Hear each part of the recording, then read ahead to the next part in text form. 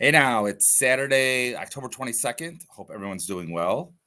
I'm doing great. We are doing autograph analysis, but before we get to that, real quick recap of my week coming up in case anybody cares. I'm actually headed off to Vegas tomorrow myself.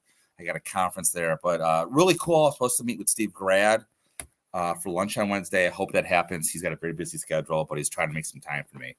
What else is going on? We're going to do Candy Cummings shortly. I'm going to try and film a pickup video. I got some really weird stuff showing. And then finally, I want to do one more autograph analysis video. So that brings us to Candy Cummings, 40 seconds in.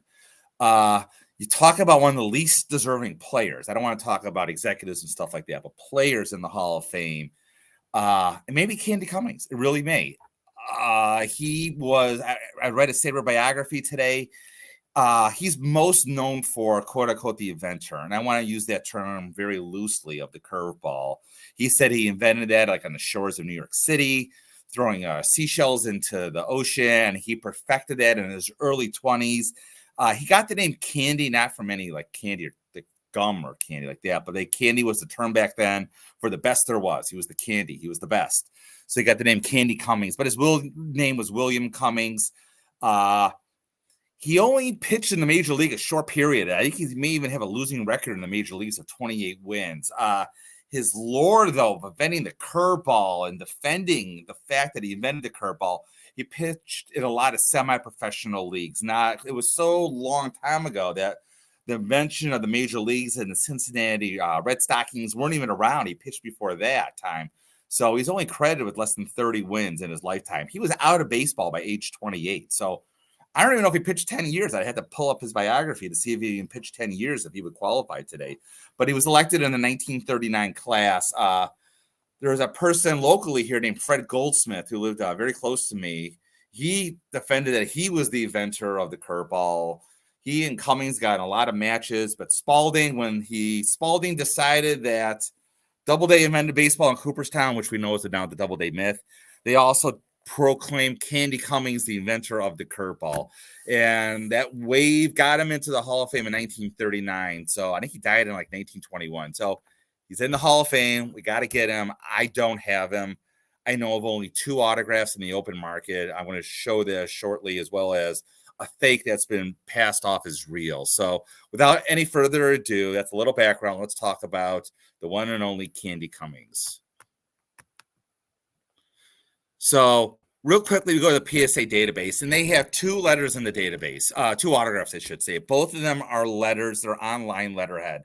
And what you notice about him, it's a very beautiful autograph. He signed his name. You can see the W connected to the A, connected to the C. So it looks like one long stroke. And that's very important. And there's 3 autographs known of his. We'll get to that in a second. There's this one in the database, and there's one down here. And they're very similar. Again, they're both on lined paper. They're dated from his home in Brooklyn, even though he passed away in Toledo, Ohio. They're both from his house when he was Brooklyn, probably when he was with the same, I don't know if they went to the same person or not, the same lawyer or not. So this letter right here that we're looking at was auctioned off by Hunt Auctions. They had this incredible auction back in like 2005 or 2008. And they sold a Cummings letter, a Bid McPhee letter, and a Pud Galvin letter. Since I've been collecting, which over 10 years now in the vintage, I've never seen any of these 3 come to auction since then. But this Cummings letter right here, no question, it's good. You can see right here, it's sold for $22,000, and that's way back in like 2005, because that's not that long ago. But again, today, this probably letters were $50,000, maybe around then. So another one I want to talk about is right here. I was in like an old antique library, and they had some old auction books. And this went to auction in 1995. And I don't know who bought this. I forgot the auction house, but this is the other Cummings that you will see that was in the PSA database. I know really nothing about this letter except for the fact that there were not 1 but 2 Candy Cummings autographs on here. So that means there's at least 3 autographs known of Candy Cummings somewhere in the world. There's more than 3. I don't know. There's one more, though, I really want to show, and that's right here. So I went to, there used to be something called the Green Diamond Museum in Ohio. and they had this wall of autographs, and they had basically everybody, and they had this Candy Cummings autograph that you see right here, and it looked different than the other ones, but since this was on the wall and they had other really tough names out there and everything else looked good, I assumed it was real. So eventually, I'm going to take, so as you look at this, you can see it's not connected. Whereas like this right here, you can see they're all connected. They're all one stroke. This is not one stroke. So I'm going to get off that screen real quickly. Move to here. So real quick background, Green Diamond sold everything. They auctioned everything through Hunt. And I'm waiting for this to come up.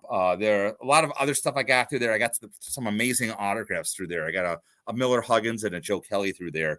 But that came, so the Green Diamond came to pass, and that autograph was nowhere to be seen. And so, again, we go back to this really old book. I'd still like it. This is from like early 90s book.